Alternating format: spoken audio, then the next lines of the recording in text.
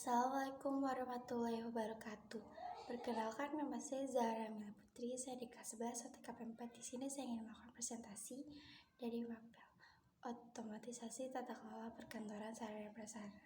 Materi kali ini adalah pengenalan ruang lingkup administrasi sarana prasarana.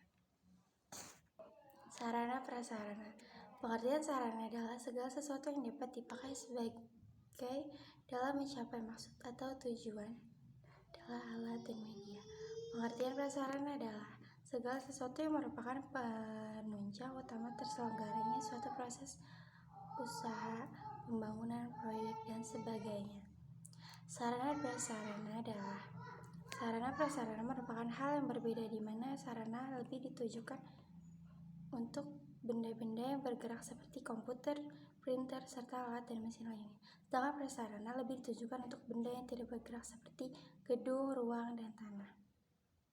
Sarana prasarana kantor KBBI. Sarana kantor adalah segala sesuatu yang dapat dipakai alat dalam mencapai maksud dan tujuan. Prasarana dan Gerinda 2013 membagi sarana kantor menjadi dua. Yang pertama, sarana berupa alat perlengkapan kantor dan alat habis pakai. Yang kedua, sarana berupa informatik, buku, peraturan, majalah, lembar informasi internet, dan lainnya. KBBI. Prasarana kantor adalah segala sesuatu yang merupakan penunjang utama terselenggaranya suatu proses dan pembangunan proyek dan lain sebagainya. Prasarana dan Gerindra 2013 membagi prasarana kantor menjadi dua. Yang pertama, perabot dan tata ruang. Meja, kursi, perabot sistem, tempat unit, peraga visual. Yang kedua, kondisi fisik. Dekorasi, kebersihan, ventilasi, suhu, penerangan, akustik, kegiatan, kesehatan, dan keselamatan. Macam-macam sarana prasarana kantor.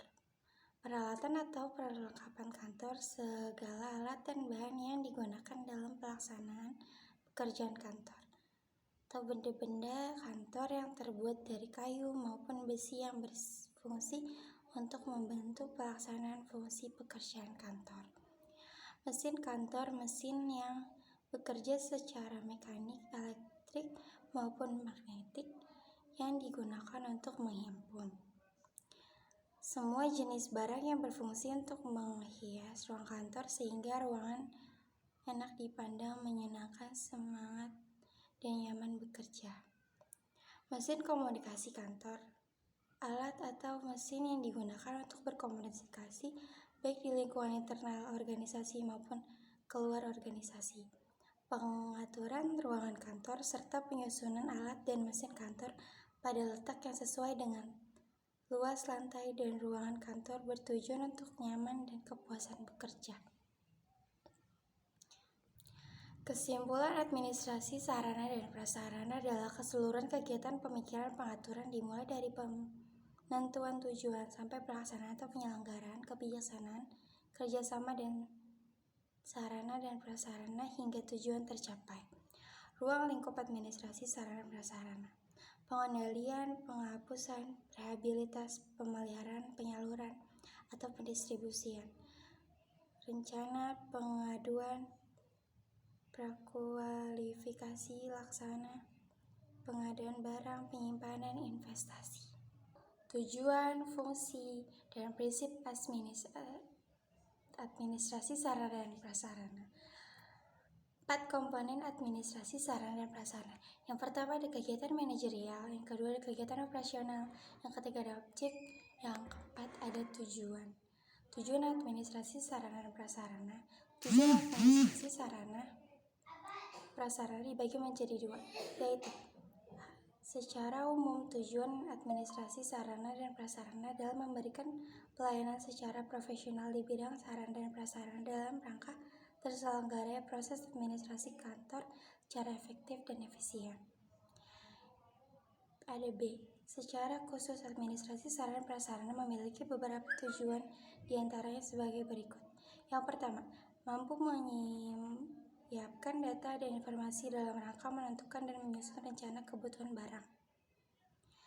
Yang kedua, mampu memberikan data dan informasi dijadikan bahan atau pedoman dalam pengadaan barang. Yang ketiga, mampu memberikan data dan informasi dalam menentukan keadaan barang. Yang keempat, mampu memberikan data dan informasi dalam rangka memudahkan pengawasan dan pengendalian barang maupun memberikan data dan informasi dalam rangka kontrol serta evaluasi sarana dan prasarana dalam perusahaan atau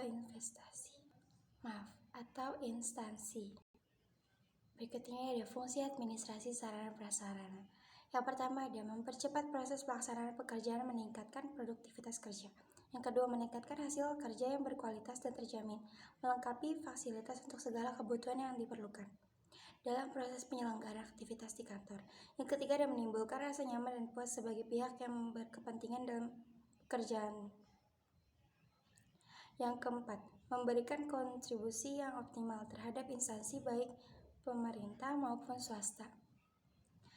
Di sini ada prinsip administrasi Sarpras. Yang pertama ada prinsip pencapaian tujuan, prinsip efisien, prinsip administrasi, prinsip kejelasan tanggung jawab, prinsip koefisien. Sekian presentasi dari saya. Mohon maaf bila ada kekurangan atau salah mengucap kata. Terima kasih. Assalamualaikum warahmatullahi wabarakatuh.